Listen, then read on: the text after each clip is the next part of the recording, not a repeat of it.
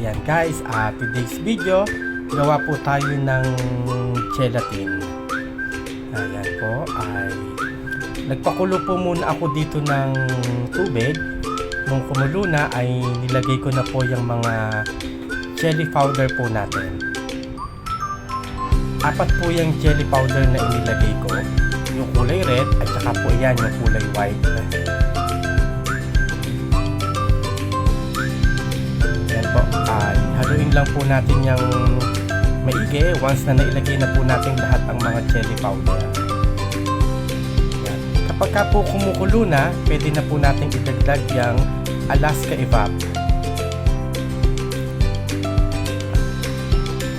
Yung Alaska Evap po dito ay tatlo po yung inilagay ko dyan para po mas malinamnam yung lasa ng gelatin.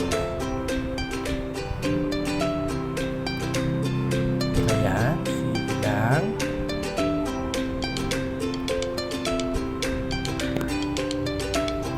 Ayan, dagdag pa natin yung gatas.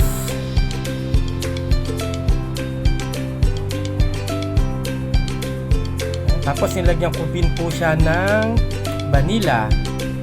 Tansyahan na lang po yan. Ayan. Tapos haluin po ulit natin yung maigi.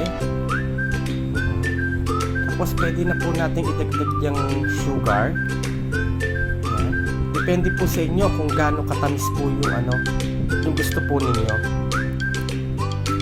Hindi ko na po yan tinakal kung ilang cup yung sugar, basta po yan pinansya ko na lang. Dumepende na lang po ako sa panlasa na gusto ko. Katapos po yan, antayin lang po natin siya na kumulo. Once na kumulo po ay pwede na po natin yan hanguin. Ito po sa llanera, ang inilagay ko po dyan ay yung fruit cocktail at saka po pasas.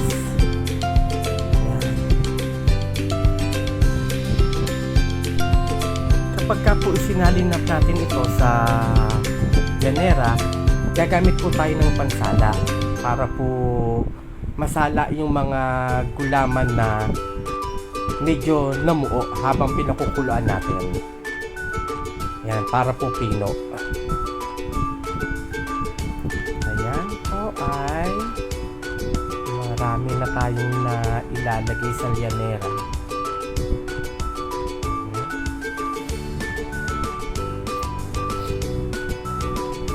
Yan, kasi ni-request po sa akin ito ng mga bata na gusto nila ng gelatin. Ayan.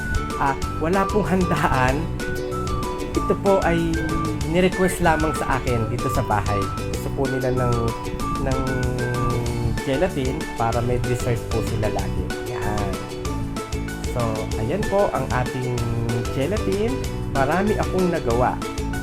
Yan, huwag niyo po kalilimutan follow and share my Facebook account. Maraming salamat po.